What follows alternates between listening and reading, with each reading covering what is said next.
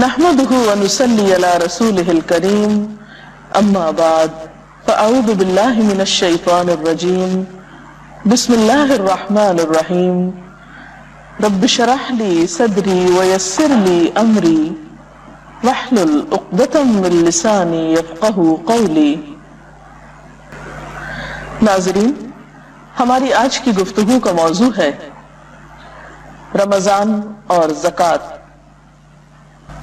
اگرچہ زکوٰۃ کے لیے کوئی مہینہ مخصوص نہیں ہے، ہر صاحب مال اور صاحب حیثیت اور خصوصاً صاحب نصاب شخص کو زکوٰۃ اس وقت ادا کرنی چاہیے جب اس کے مال پر جو واجب الزکوٰۃ ہے 1 سال گزر چکا ہو۔ زکوٰۃ کا حکم نہ صرف یہ کہ امت مسلمہ کے لیے ہے، بلکہ اس سے پہلے کی امتوں کو بھی زکوٰۃ کا حکم دیا گیا۔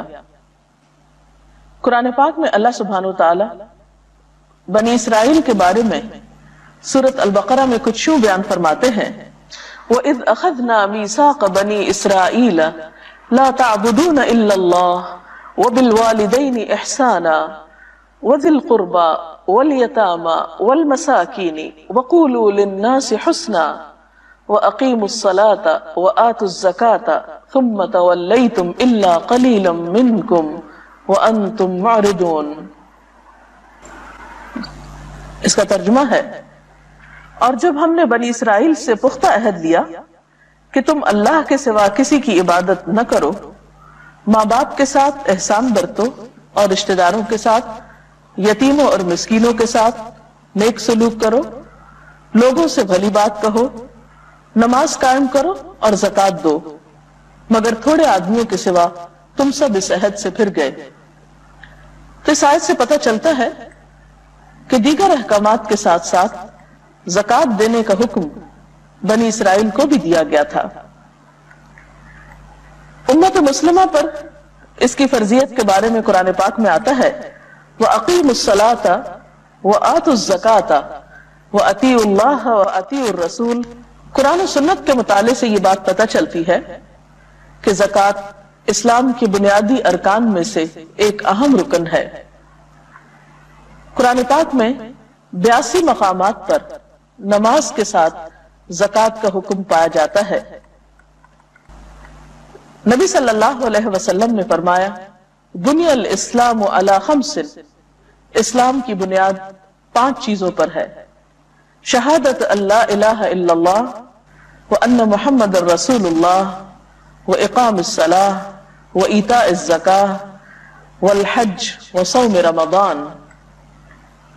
آپ صلی اللہ علیہ وسلم نے فرمایا، اسلام کی بنیاد 5 چیزوں پر ہے، اس بات کی گواہی دینا کہ اللہ کے سوا کوئی معبود نہیں اور محمد صلی اللہ علیہ وسلم اللہ کے رسول ہیں، نماز قائم کرنا، زکوٰۃ دینا، حج کرنا اور رمضان کے روزے رکھنا۔ بخاری کی ایک اور حدیث میں حضرت جریر بن عبداللہ رضی اللہ تعالی عنہ سے روایت ہے کہ میں نے نبی صلی اللہ علیہ وسلم سے نماز قائم کرنے، زکوٰۃ دینے اور ہر مسلمان کی خیرخواہی کرنے پر بیعت کی، یعنی انہوں نے اس فریضے کو ادا کرنے کے لیے آپ سے عہد کیا۔ حقیقت یہ ہے کہ اسلام میں زکوٰۃ کا نظام معاشرتی بھلائی کے لیے ہے۔ رمضان کا مہینہ شہر المواسات ہے، انسانوں کے ساتھ ہمدردی اور خیرخواہی اور بھلائی کرنے کا مہینہ ہے۔ اس ہمدردی کے کئی طریقے ہو سکتے ہیں، لیکن ہمدردی کرنے کا بہترین طریقہ اپنے فرائض کی ادائیگی بھی ہے۔ اللہ تعالیٰ نے صاحب حیثیت مسلمانوں کے مال میں فقراء کا حق رکھ دیا ہے اور اس کے بہت سے فائدے بھی بتائے ہیں۔ سب سے بڑا فائدہ تو یہ ہے کہ اس کی بدولت انسان آخرت کے سب سے بڑے امتحان میں کامیاب ہوتا ہے۔ قرآن پاک میں اللہ تعالیٰ فرماتے ہیں، ان الذین آمنوا وعملوا الصالحات واقاموا الصلاة وآتوا الزکاة لہم اجرہم عند ربہم ولا خوف علیہم ولا ہم یحزنون۔ جو لوگ ایمان لائیں اور نیک عمل کریں، نماز قائم کریں اور زکات ادا کریں، ان کے اجر ان کے رب کے پاس ہیں، ان کے لیے نہ کوئی خوف ہوگا اور نہ ہی وہ غمگین ہوں گے۔ اسی طرح بخاری کی ایک روایت میں آتا ہے کہ ایک اعرابی نبی صلی اللہ علیہ وسلم کی خدمت میں حاضر ہوا اور کہنے لگا، اے اللہ کے رسول صلی اللہ علیہ وسلم، مجھے ایسا عمل بتائیے جسے کرنے سے میں جنت میں داخل ہو جاؤں۔ تو اس پر آپ نے فرمایا، اللہ تعالیٰ کی عبادت کرو اور اس کے ساتھ کسی کو شریک نہ کرو، فرض نماز ادا کرو، فرض زکات ادا کرو، رمضان کے روزے رکھو۔ اس نے کہا، اللہ کی قسم میں اس سے زیادہ کچھ نہ کروں گا۔ جب وہ شخص واپس ہوا تو آپ نے فرمایا، جسے جنتی آدمی دیکھنا پسند ہو وہ اس شخص کو دیکھ لے۔ تو اس سے کیا پتہ چلتا ہے کہ جنت میں جانے کے لیے سب سے اہم چیز اپنے فرائض کی ادائیگی ہے، کیونکہ اگر کوئی شخص اپنے بنیادی فریضے سے غافل ہے اور ادھر ادھر کی نیکیاں کر رہا ہے تو جب تک وہ اپنا فرض پورا نہیں کرتا باقی نیکیوں کی بھی قدر و قیمت نہیں ہوگی۔ زکات کا لفظ جو ہے اس کا بنیادی طور پر معنی ہے پاک کرنا، نشو نما دینا۔ زکات یہ دونوں کام کرتی ہے، ہمیں گناہوں سے بھی پاک کرتی ہے، مال کی حرص اور محبت سے پاک کرتی ہے، لالچ سے پاک کرتی ہے، اور اسی طرح ہمارے دل میں انسانوں کی ہمدردی کے جذبات کو پروان چڑھاتی ہے، خیر اور بھلائی کے احساسات نشو نما ہوتے ہیں زکات کی ادائیگی سے۔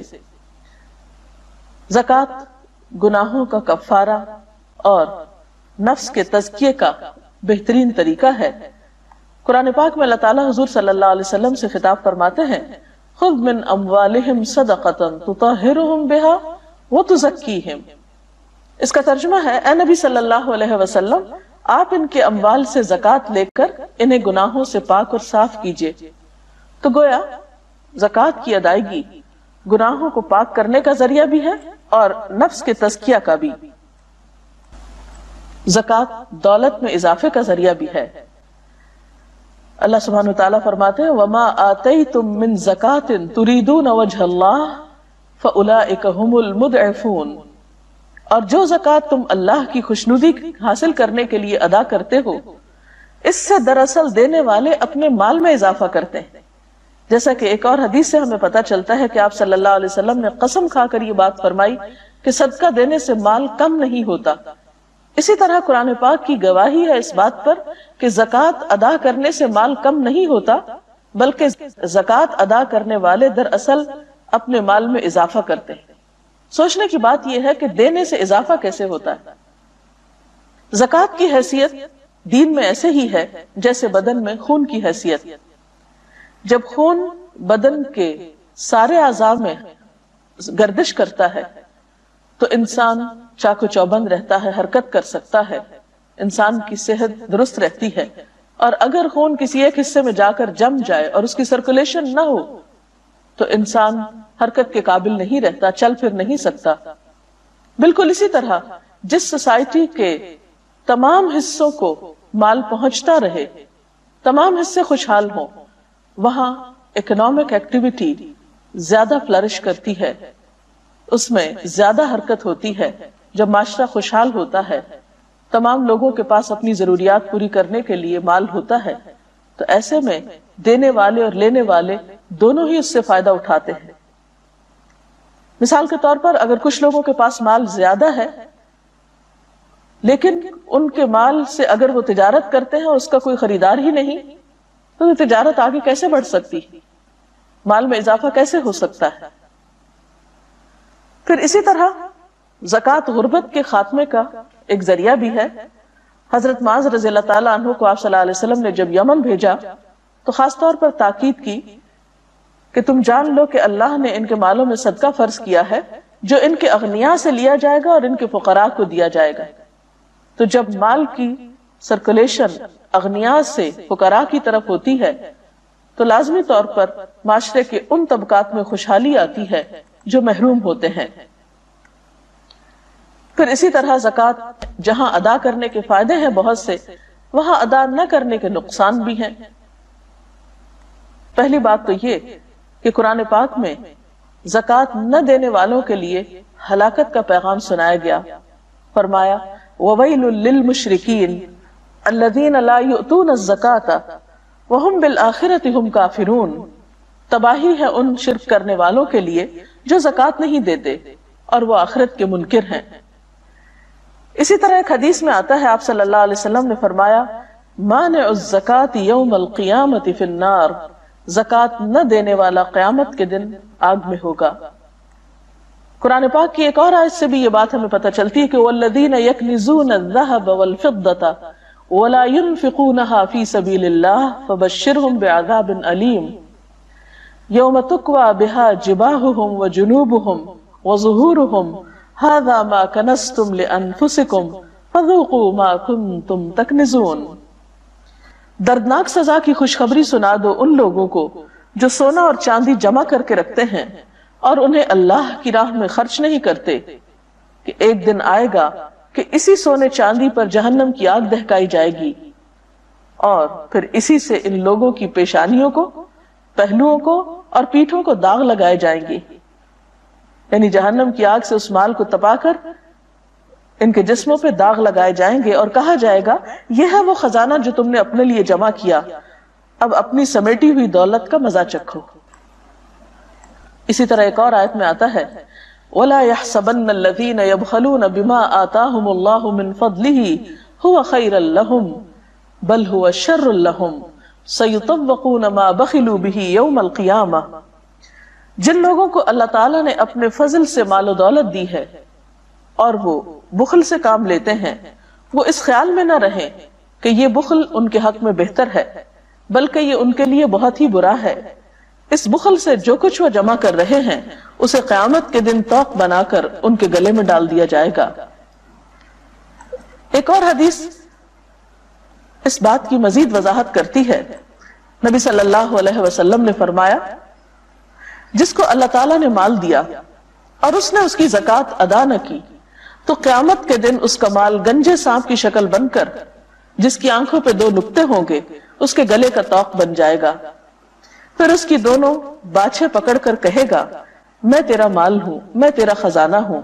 پھر آپ نے یہ آیت تلاوت فرمائی جن لوگوں کو اللہ نے اپنے فضل سے مال دیا ہے اور وہ بخل کرتے ہیں وہ اپنے لیے اس بخل کو اچھا نہ سمجھیں بلکہ یہ ان کے حق میں بہت برا ہے. ان قریب قیامت کے دن یہ بخل ان کے گلے میں توق کی شکل میں ہوگا، یعنی توق بن کر ان کے گلے میں لٹکے گا. توق کیا ہے؟ سزا کی ایک قسم ہے. تو اس سے پتہ چلتا ہے کہ زکوٰۃ کا نہ دینا آخرت میں شدید نقصان کا سبب بن سکتا ہے. صرف آخرت میں ہی نہیں بلکہ دنیا میں بھی اس کا نقصان ہے. زکوٰۃ نہ دینے کی صورت میں قحط سالی آتی ہے. نبی صلی اللہ علیہ وسلم نے فرمایا ما منع قوم الزکاة الا ابتلاهم اللہ بالسنین. زکوٰۃ ادا نہ کرنے والوں کو اللہ تعالیٰ قحط سالی میں مبتلا کر دیتے ہیں. آپ صلی اللہ علیہ وسلم کے فرمان کے مطابق اگر وہاں یعنی اس قوم میں، اس علاقے میں چرند پرند نہ ہو، جانور نہ ہو تو ان پر ایک قطرہ بھی بارش کا نہ برسے. یعنی اللہ تعالیٰ ایسے لوگوں سے اتنا غضبناک ہوتا ہے اور ان کو اپنی رحمت سے محروم کر دینا چاہتا ہے جن کے دلوں میں بندوں کے لیے رحم کا جذبہ نہیں. کیونکہ آپ نے فرمایا کہ جو زمین والوں پر رحم نہیں کرتا اس پر آسمان والا بھی رحم نہیں کرتا. انسانی ہمدردی ایک مسلم کا بنیادی شعار ہونا چاہیے. ناظرین، اس کے ساتھ ہی ہمارے آج کے پروگرام کا وقت ختم ہوتا ہے. کل تک کے لیے اجازت چاہتے ہیں. اللہ